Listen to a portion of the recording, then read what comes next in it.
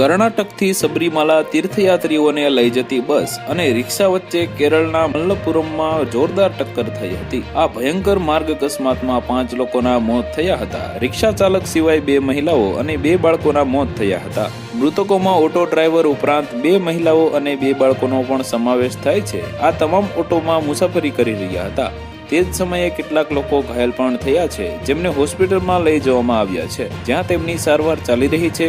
આ અકસ્માત થતા ઘટના સ્થળે અરેરાટી મચી જતા મોટી સંખ્યામાં લોકો એકઠા થયા હતા। જણાવવામાં આવી રહ્યું છે કે આ દુર્ઘટના સાંજે લગભગ વાગ્યે થઈ હતી। જોકે અકસ્માતનું કારણ હજુ જાણી શકાયું નથી કે આ અકસ્માત બસ અને ઓટો ચાલકના કારણે થયો હતો કે અન્ય કોઈ કારણોસર। તો વધુ માહિતી મેળવવા માટે ચેનલ સાથે જોડાયેલા રહો। વિડીયો પસંદ આવે તો લાઈક કરી દેજો। ચેનલમાં નવા છો તો સબસ્ક્રાઇબ કરી દેજો।